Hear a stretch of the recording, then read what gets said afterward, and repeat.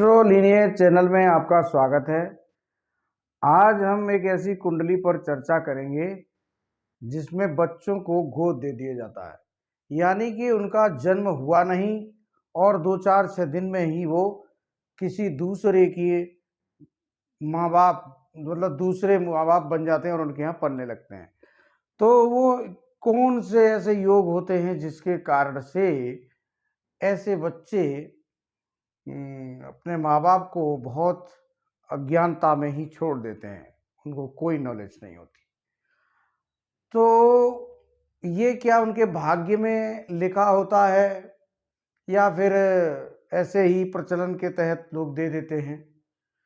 यही सब जो क्वेश्चन है जो दिमाग में आते हैं, उनके बारे में कुछ ढूंढने की कोशिश करेंगे इस कुंडली में। और चूंकि ये बच्चा जो इसकी कुंडली है ये गोद लिए काफ़ी समय हो गया, और अब जब जिन माँ बाप ने गोद लिया था अब उनको शिकायत है कि बच्चा अच्छा नहीं निकला, और अब जो है वो उसकी जो हरकतें हैं वो ठीक नहीं हैं। तो आप इसको देखिए, ये एक लड़की की कुंडली है और उसको गोद लिया था। इसके बाद उन्होंने पाला पोसा। अब उसकी कुछ बातें उन्हें समझ में नहीं आती, तो उन सबको लेकर ही उन्होंने जानना चाहा था। तो ये मकर लगन की कुंडली है। मकर लगन में ही राहु बैठे हैं। तो राहु जैसे लगन में बैठते हैं, त्रिकोण के स्वामी बन जाते हैं और चाहते हैं कि पूरी दुनिया मेरी हो। ये कहते हैं राज यहां से चलता है। जो लग्न है, राज तो लग्न से ही चलेगा। तो जब राहु राज पे आ गए तो राहु की तो आदत है सब स्वयं को चाहिए। तो ये इसलिए आज की डेट में जो इनको परेशानी है उसका एक प्रमुख कारण ये है। और दूसरा, इनका एक दूसरा कारण भी बनेगा जिसमें अभी हम आगे चर्चा करेंगे कि राहु और शुक्र आमने युति में आ जाएंगे, यानी कि त्रिकोण की युति में आ जाएंगे। तो उसकी चर्चा हम बाद में करते हैं। सबसे पहले चलो ये देखते हैं कि इसमें गोद क्यों गई बच्ची, मतलब ऐसा क्या योग था इसको अपने माँ बाप छोड़ के गोद जाना पड़ा। तो उसके लिए आप सीधा सीधा देखेंगे कौन सा भाव, उसके लिए देखेंगे द्वितीय भाव। सबसे ज्यादा जिम्मेदार जो भाव है वो द्वितीय है। इसके बाद जो बच्चे का भाव होता है वो चतुर्थ होता है और सप्तम होता है। तो एक कन्या जो अपना घर छोड़ती है तो या तो सप्तम पति के घर जाती है तब छोड़ती है, या उसका जो वात्सल्य है वो छूटता है तो वो द्वितीय घर और चतुर्थ घर के कारण। तो आप इस कुंडली में ये देख रहे हैं कि कुंभ लगन में गुरु बैठे हैं। तो साधारण तौर पे आदमी यही कहेगा कि गुरु तो बहुत अच्छे हैं, कोई भी देखेगा, लेकिन इसका जो गोद जाना तय हुआ वो यहीं से तय हुआ। उसका प्रमुख कारण यह है कि गुरु हैं कौन।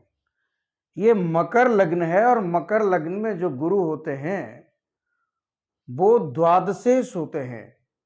मूल त्रिकोण राशि इनकी द्वादश भाव में है, 12वें घर में, और तृतीय। तो द्वादश लग्न के लिए द्वादश भाव हो या तृतीय भाव हो, ये पड़ोस ही दिखाते हैं और अलगाव दिखाते हैं। द्वादश भाव अलगाव का है। कहते हैं दुनिया छोड़कर जब जाते हैं तो द्वादश भाव ही बताता है कि कहाँ छोड़कर जा रहे हैं। तो यहां से भी अलगाव देखते हैं। अब ये गुरु अलगाव लेकर द्वितीय भाव में बैठे हैं और बैठे हैं कुंभ राशि में। कुंभ राशि में और मकर राशि में अगर गुरु हैं तो ये स्थान हानि करते हैं। स्थान हानि करो जीव, तो जीव की स्थान हानि करते हैं। तो इस तरह से देखा जाता है। उसके बारे में मैंने एक वीडियो दी है कि गुरु का स्थान हानि कैसे होती है, आप उसको देख सकते हैं।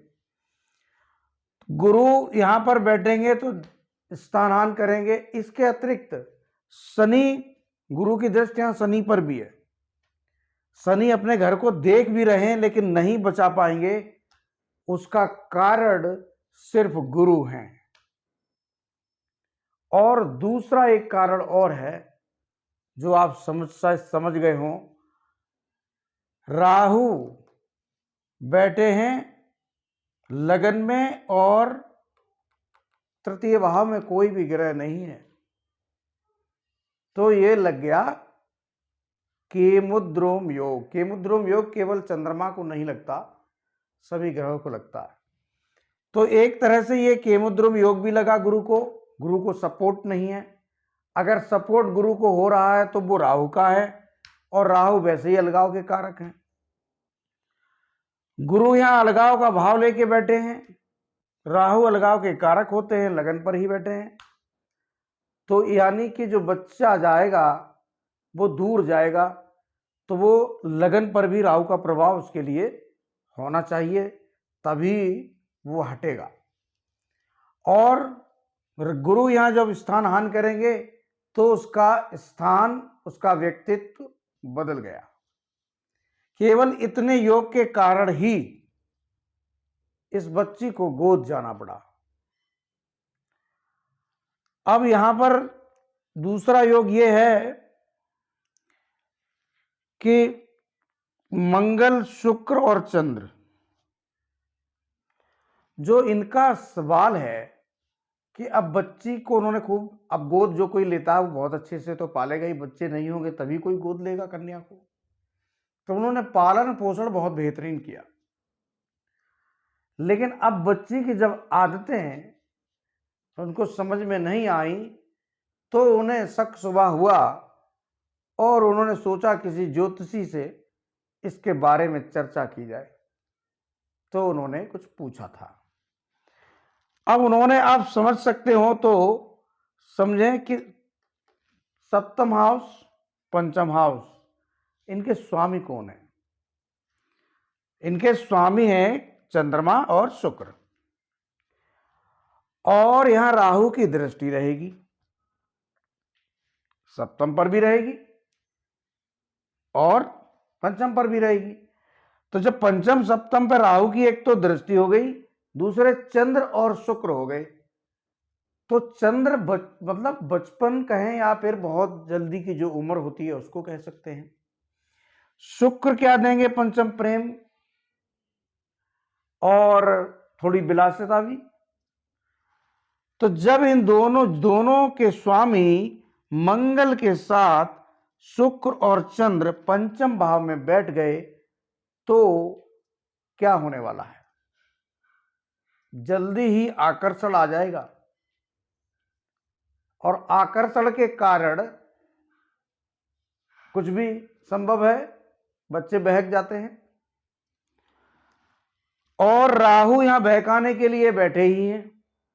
अब ये तो युति हुई थी और राहु का दोनों जगह अच्छा खासा प्रभाव है, तो इसके कारण से ही जो बहकने वाला फॉर्मूला है बन जाता है, और इसी कारण से मां बाप को अपने किए पर पछतावा होने लगा। क्योंकि चंद्र और शुक्र, अगर यहां जैसे गुरु शुक्र होते तो एक समय लगता है उसमें, लेकिन चंद्र शुक्र अगर रहेंगे तो बच्चे बहुत जल्दी बिगड़ते हैं। अब यहां मंगल के होने से, अच्छा, मंगल कोई भी चीज में पावर दे देते हैं। अब यहां शुक्र और चंद्र बैठे हैं तो मंगल यहां क्या करेंगे? मंगल उन चीजों को पावर दे देंगे, यानी कि वो उन अड़ियल रवैया लोग अपनाने लगते हैं। तो जब अड़ियल रवैया देखेंगे तो मां बाप को दुख तो होना ही है। अब यहां सूर्य, बुध और केतु बैठे हैं, तो सूर्य केतु यहां बैठकर क्या करवाएंगे? राहु तो सामने है ही, गुरु जो कुंडली के अच्छे माने जाते हैं उस इसमें मकर लगन में अच्छे ज्यादा होते नहीं, और शनि खुद ही बैठ गए हैं अष्टम में। लगन के स्वामी शनि अष्टम में बैठ गए, तो अगर लग्नेश अष्टम जाए तो संघर्ष आना तय आएगा ही, और शनि अगर बैठ गए तो और ज्यादा संघर्ष आएगा। वो भी शत्रु राशि सिंह राशि में बैठे हैं। अब इसमें आप बहुत चीजें देखेंगे, तो एक चीज देखिए आप कुंडली के अंदर, गुरु पीछे तृतीय भाव के स्वामी है और पीछे मंगल चतुर्थ भाव के स्वामी हैं, और शुक्र चंद्र यानी यहाँ के जो कारक होते हैं उसके साथ बैठे हैं। तो राहु अच्छा खासा पीड़ित करेगा शुक्र को यहाँ, और सूर्य अष्टम के स्वामी है और पीछे। तो इस तरह के जो योग होते हैं वो कमजोर योग कहे जाते हैं। सूर्य केतु यहां वैवाहिक जीवन को सफल होने नहीं देंगे। तो ऐसा बच्चा एक बार प्रेम संबंधों में फंसने वाला है, और वो संबंध इसके नहीं चलेंगे। अगर इसने शादी भी कर ली तो वो संबंध नहीं चलेंगे, और कर्क राशि में सूर्य बुध बैठे हैं, जल्दी महीना 2 महीना 6 महीना में ही खत्म हो जाएंगे। इसके बाद इसको दूसरी शादी के लिए जाना होगा, तब जाके इसकी लाइफ कुछ सेट होगी। लेकिन अगर ये योग के चलते देखें तो बहुत अच्छे योग नहीं है। शादी वाला जो वैवाहिक जीवन है वो बहुत अच्छा इसमें नहीं दिखता। वहां पर कहीं ना कहीं रोड़े तो लगने ही हैं, क्योंकि राहु और केतु के ये कुंडली पूरी तरह अधीन हो गई है। इसलिए ये सारी प्रॉब्लम इनको आना ही है। मैं समझता हूं आप समझ गए होंगे। आप लोग चैनल को लाइक करें, सब्सक्राइब करें। धन्यवाद।